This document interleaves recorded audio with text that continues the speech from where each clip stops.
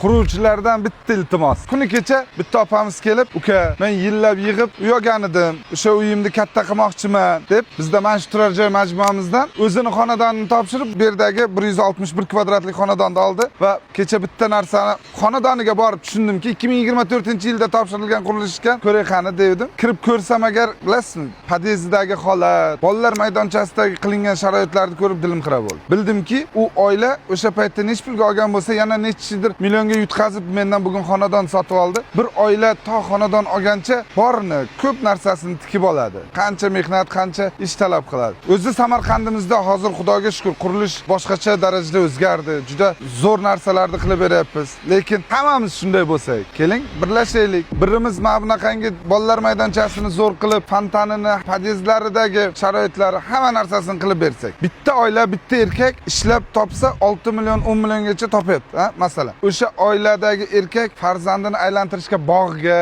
boshqa joyga aylantirishga borib o'tirmaydigan sharoit qilsak, nima deysiz? Mana shu turar joy majmuamizda bolalarga aylanadigan sharoit, o'ynaydigan narsa, eri xotin bir aylanib chiqib, bemalol hangama qila oladigan joy bo'lsa, bulvarlari bo'lsa, shunaqangi narsalar qilib berib, biz ham bitta oilani budjetiga qancha foyda keltirgan bo'lamiz va qanchadan qancha odam, qanchadan qancha farzand, ota-onalar duo qiladi. Farzandlarning xursandchiligi. Biz bu narsani men boshlaymanmi, shuncha xarajat qilamanmi deyishdan oldin bitta narsa o'ylaylik. Siz bilan men bugun shu narsani harakat qilib boshlasak, ertaga Xudo xohlasa ko'p qilayotgan paytida siz bilan men sababchi bo'lib qolamiz. Meni otam bitta narsani aytadi. O'g'lim, qurgan domingni tasavvur qil. Oradan 50 yil o'tib, 60 yil o'tib, nabirang, farzanding meni otam qurgan shu domda deb uyalmasdan ayta oladimi, yo'qmi deydi. Keling, xuddi shunday farzandlarimiz, nevaralarimiz biza qilgan, biza qurgan binolardan faxrlanib bersin. Yurtimizdagi qurilishlarda juda ham o'zi shiddat bilan eng zo'r narsalar qurildi. Islom sivilizatsiya markazi,